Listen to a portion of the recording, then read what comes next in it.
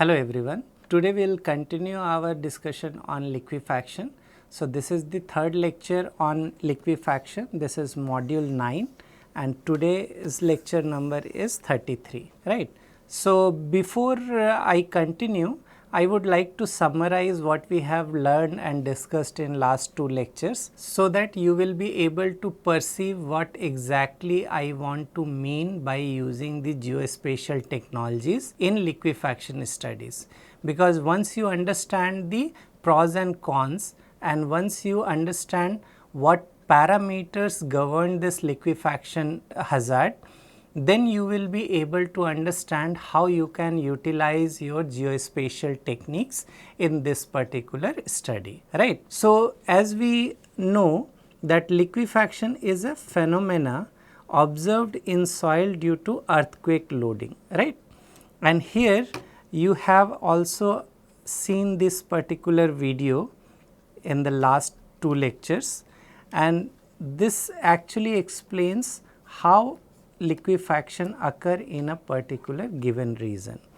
So, liquefaction is a phenomena in which soil loses its shear strength, and because of this shear strength reduction, there will be failure of this loading, right. Excess pore pressure generation results in decrease in shear strength. So, if you have seen this video, because of the shear strength reduction, and how it reduces? Because of the excess pore pressure, right. And here, due to decrease in shear strength, it is unable to bear any kind of loading, right. So, because of that, this particular building will fail here. Liquefaction is observed in loose granular deposits with high groundwater table, because unless until you do not have the water which is coming and interacting with this loose granular sediment, then shear strength will not change. And since shear strength is reducing because of the interaction of this water to loose granular sediment, right, this load will not sustain over this material. So, liquefaction occurs in only cohesionless soils. That is one of the parameter which is very important, that soils which do not have cohesion, they are more susceptible to liquefaction. Cohesionless soils are a type of soil which particles do not stick together.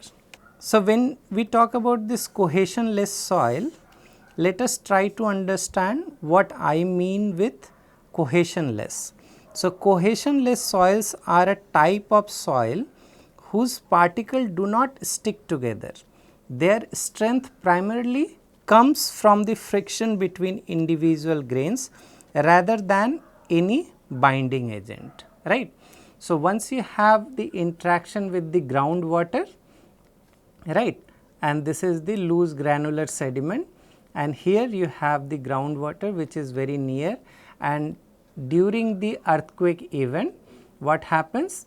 These comes together and this shear strength of this particular layer will be reduced substantially, and then the building or any load which is here, that will try to fail, right. So, the role of groundwater is very important here. Now, why I am discussing it again? Because now we will be identifying some of the critical parameters that we will be investigating through geospatial technique. Then for initial assessment for any area, for any site, what we do is we refer to Chinese criteria, and here we have also discussed this W is equal to 0.87 liquid limit, right, and this line is where liquid limit is equal to 33.5. So, for the non-liquefiable soil, the liquid limit is greater than 33.5, right, or clay fraction is greater than 20%, or plasticity index is greater than 13. So, if your soil is having any of these parameter, right, then they are non-liquefiable soil. And if your soil is satisfying this criteria, that liquid limit is less than 33.5 or clay fraction is less than 20% or plasticity index is less than or equal to 13, these soils will have the potential for the liquefaction, right. So, here the x and y axis both are given. So, I hope this is very easy to understand. So, here this is for the initial assessment. Before we go for any kind of analysis, we simply derive the clay fraction, plasticity index and liquid limit. And once we identify them, we will be able to tell whether this particular soil is susceptible to liquefaction or not. Similar to Chinese criteria, we also have Andrew and Martin criteria. Here the clay fraction is less than 10% and liquid limit is less than or equal to 32%, that will be having the potential to liquefy. For non-liquefiable soil, the clay fraction will be greater than 10% and liquid limit will be greater than 32%. So, these soils will be non-liquefiable. Similarly, we have Suchida criteria. So, here you can see the particle size and the percent finer material that is used in x and y axis. So, here what we do is we try to generate the particle size distribution for our soil sample and then we see whether it is confined to a particular category or it is having this kind of distribution. If it is running across these sizes, then this is non-liquefiable, and if this is confined to one particular sector and if it is confined here, let us say sand or gravel or silt, then they are having more potential to liquefy, right. So, this is how we try to assess the soils of any given region for liquefaction. Now, once we identify whether our soil is having the susceptibility to liquefaction, then we go for further analysis. If it is having the potential, then we will evaluate the liquefaction potential, otherwise no further evaluation is needed. This is very simple. So, initially using these 2-3 criteria, Chinese or Suchida, we try to identify whether material or whether soil is susceptible or not. If yes, then we proceed and then we check for these parameters: earthquake intensity of that area, earthquake duration, building load, groundwater table, depositional environment, aging and cementation, then confining pressure, drainage condition, soil type, soil relative density, particle shape, particle size distribution, and all these factors in a combined way contribute to the chance of soil undergoing liquefaction. So, now we will try to investigate these parameters or any other parameter which can tell us the liquefaction potential of our soil, right. So, we have also seen there are many laboratory based method which has disadvantage because these are time taking and we should have the apparatus, we should have the lab access, then only you will be able to generate all these parameters. If not, then we have to find an alternative. So, similarly, Seed and Idris in 1971, they came up with the stress based approach, and this stress based approach, they found that liquefaction potential is related to standard penetration based end result, that SPTN value, and they investigated it further and they came up with this liquefaction potential index. So, before that they tried to investigate this CSR and CRR. CSR, it characterizes the loading, and CRR tells us at what CSR the soil is susceptible to liquefaction, right. So, we utilize this CRR and CSR together to evaluate the liquefaction potential of a soil or a particular site.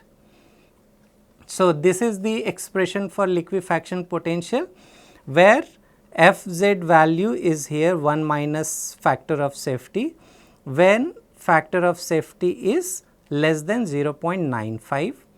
When factor of safety is between this range, then we refer to this.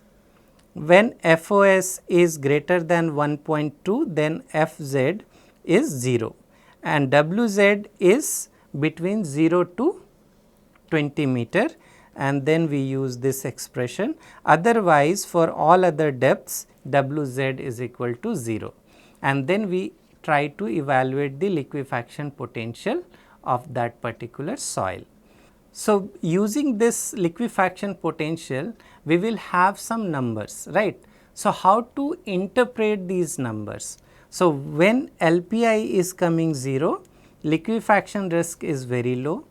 If LPI is between 0 to 5, liquefaction risk is low. LPI is between 5 to 15, liquefaction risk is high. LPI is greater than 15, liquefaction risk is very, very high, right.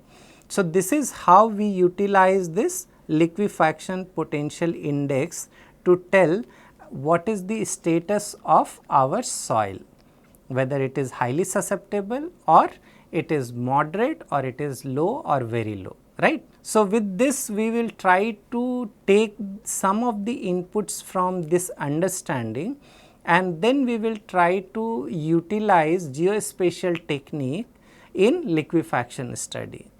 So, let us start with very, very basic. So, there are numerous approaches to evaluate liquefaction potential. So, we have seen lab based, stress based, now we are going with the geospatial technique based. All the approaches necessarily require field investigation. So, there is no alternative for the field investigation that you need in the analysis. Field investigation is not always feasible because of the accessibility issues. Maybe sometimes the site is not accessible, sometimes the apparatus is not accessible, sometimes it is not feasible because of all other reasons. Also, it requires a lot of money and manpower, which is not possible for everyone to bear. Geospatial technique can come out to be handy in narrowing down the area for field investigation, which can save a lot of time and money. Let us say this is a particular region, it may be 100 by 1000 kilometer, right, square. Now, where to start this investigation? If there is no historical evidences of liquefaction or none of the researcher have reported any liquefaction problem here, then how to start your investigation? So, this geospatial technique can help you to identify such hot spots to go for the field investigation, right. Liquefaction happens because of excess pore pressure generation that we have understood from the previous lectures. This would in turn increase the wetness of the surface. So, what is ultimately happening? If this is the surface, right, let us say this is the column, this is the groundwater table, right. So, during an earthquake event, what is happening? We have a loose granular sand or soil here, and this groundwater table is very near to this surface, right. So, during this event, this saturate this particular layer, right, and during this the wetness of the surface will change. Liquefaction location can be identified by increased wetness or moisture of the soil because of an earthquake. Now, since we are looking from space, right, so what parameter we can identify? We can see how a particular area is showing the change in the wetness or soil moisture before and after an earthquake, right. So, the approach will be something like this. We have satellite data and we will have pre-earthquake satellite image and post-earthquake satellite image.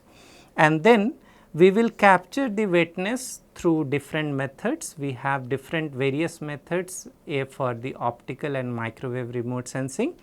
Similarly, we will go for the post-earthquake event. So, once we have these two witnesses with us before and after the earthquake event, then we can have the difference in wetness to identify the liquefied location or the locations which are having high chances of liquefaction, right. So, there are different remote sensing approaches. So, we can talk about this thermal remote sensing, then we have microwave remote sensing, and then we have optical remote sensing. So, when we talk about this optical, it covers both. It has reflective and the thermal domain. So, here I mean only the reflective domain. So, utilizing this 400 to 2500 nanometer wavelength bands. Here this is between 3 to 16 micrometer, and this is completely the microwave remote sensing region. So, here we have different techniques and there are different studies available for thermal remote sensing, microwave remote sensing and optical remote sensing. In today's lecture, I will be referring some of the examples from such published literature. So, when we talk about this thermal remote sensing, the satellite data is collected for pre and post earthquake, because here one thing which is very important to note, that this liquefaction is happening only during the earthquake event, right. And then we have this groundwater and this granular or loose material, and they are interacting with the material, and then we have this liquefaction problem. So, here using this thermal remote sensing, we can also map the increased moisture content, or there is a change in the moisture content for the pre and post earthquake. Using thermal remote sensing, temperature can be captured, and this can provide you more information about the surface characteristic, right. So, Omen used thermal remote sensing to detect liquefied locations. So, the study area was Kutch region, and he used this Landsat ATM plus data set. The analysis was cross checked with field investigation result from Singh et al. 2002. So, they had the field information.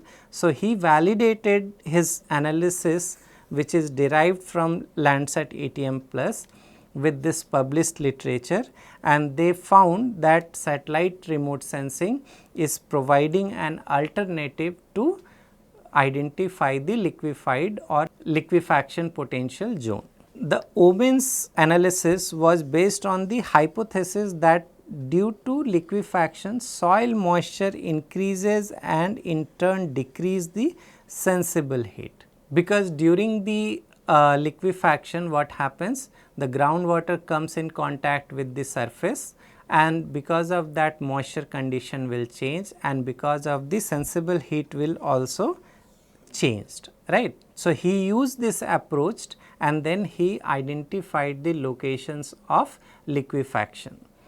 So, Landsat ATM plus radiant temperature image in degree Celsius. So, here you can see the degree Celsius is given. Pre-event, that is 5th November 2000, and the post-event, that is on 9th February 2001. These two images were used. Pre and post event radiant temperature image difference corrected for the seasonal change and overlaid by region of extreme decrease in temperature, that is greater than minus 1.5 standard deviation filtered, right. Inset so zoom of the region within the study area, and this is from Omen et al. 2010. So, here you can see these images can tell you A, B and C, that will help you to understand what is the potential of geospatial technique. Now, the limitation, as we have seen the application of geospatial technique, we also have a few limitation.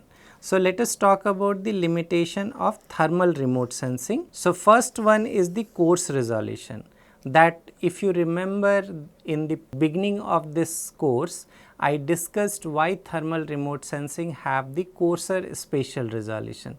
That is one of the limitation. And if your study area is having one liquefied zone which is of, let us say, 60 by 60 meters, right, and here the spatial resolution itself is in the order of 60 to 90 meter, right. So, in such cases these location will not be easy to detect. Rainfall happening between the period of pre and post earthquake image acquisition date.